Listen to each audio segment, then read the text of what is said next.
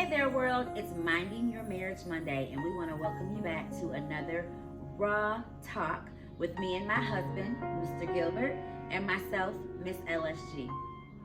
And today we'll be talking about what to do when you don't feel emotionally safe in your marriage. As we dive into talking about feeling emotionally safe in your marriage, first let's define what it means to feel emotionally safe in your marriage. To feel emotionally safe in your marriage, you should feel free to be transparent and really who you truly genuinely are without feeling judged by your spouse or fearing the thought of rejection. So when thinking about feeling emotionally safe in your marriage, there's 5 questions that come to mind. The first one is, why do you feel unsafe? And then our second question, does my partner know how I feel? Third question would be, do I know how my partner feels? Fourth question would be, how can I change this? And the last one, how long am I willing to wait? Let's talk about it. When feeling emotionally unsafe in your marriage, there's definitely usually emotions connected to it. We know that there are 4 primary emotions, which are happiness, sadness, anger, and fear.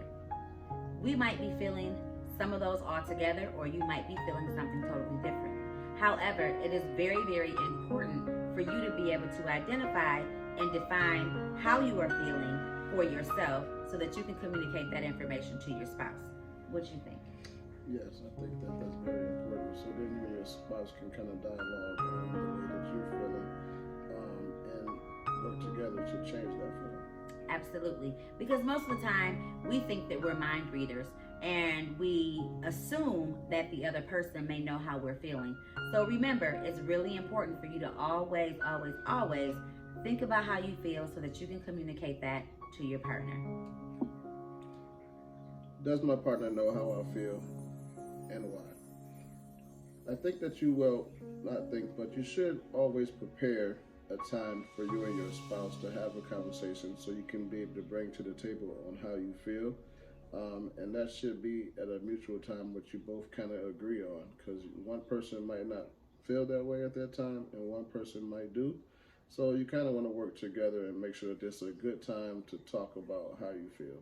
Absolutely. I couldn't agree more because, again, we don't know how someone's day is going, but if you make an appointment to have the conversation with each other, then you both have already set and agreed that you would talk about whatever it is that needs to be discussed.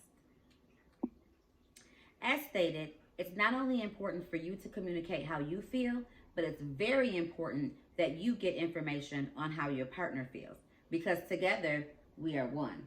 It may be 2 of us in terms of our thoughts, ideas, and feelings, but we have to learn how to live as one. So, with that being said, what do you think the best way is, Poppy, to invite like the husband, the man? Like, what works best for you all? I know I've heard a lot of times people say, no man wants to hear the words, we need to talk. It's like, those words are triggering. So can you give any examples of like what would be the correct way to present the invitation to have the conversation? When you having a good time, you know, you can always, you be laughing and talking. You can always say, hey, I do want to say something to you right now. Maybe we don't have to talk about it right now, but later on, if you have a moment, I got some things I might want to get off my chest or something I want to share with you. It's not nothing that I don't want to spoil the move right now, but it's something I do want to speak to you about later on. Your spouse might say, hey, well, go ahead and spit it out right now. We're having such a good time. It might be a good time to talk about it. That's good. I like that. In conjunction with knowing how your partner feels, it is the responsibility of the partner to be prepared to share that information as well. This will not work if you both don't do the work together. So you can't be saying yes to this meeting of this conversation and then not be prepared to really have the conversation. So as much as the other person needs to share how they feel, you need to be prepared to talk about your thoughts and feelings as well at the table. And another way we could look at it is you can say to yourself, how can I change myself? by changing yourself, you can take a look at yourself in the mirror and maybe ask those questions. Is it me that maybe need to change? Before you go to your spouse and want to change, I have said before, the best thing that you can actually do is take your spouse feelings into consideration and kind of learn from each other. And number one, take a look at yourself first, see what you can change, and then bring that to the table. Absolutely. I couldn't agree more. I think that's very, very good advice, because a lot of times we can point the finger and we can blame everybody else, but we've never taken the moment to have that woman in the mirror or that man in the mirror conversation of, what may I be contributing to this, and what part of this could be the problem.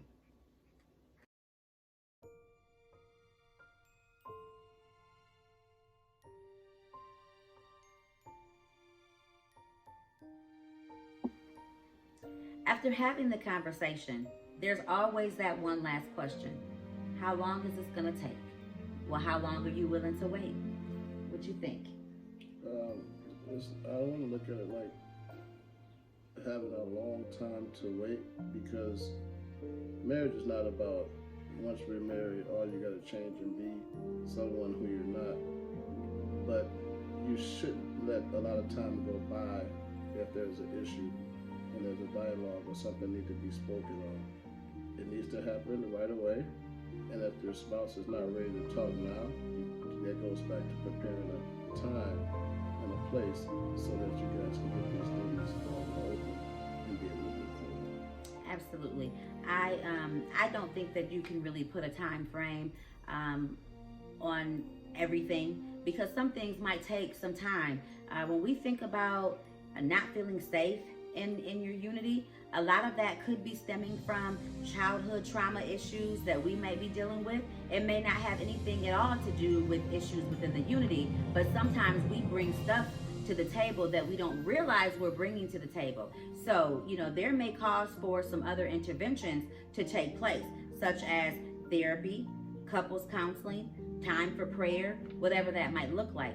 So my suggestion is patience, to be patient with one another, because that's what love is. Love is to be patient. And, I agree with my husband that, there's not a lot of time that should pass by in terms of having these conversations, or if there's intervention that needs to take place, there shouldn't be a lot of time to pass by with that either. So you want to make sure that you deal with it, but deal with it up front.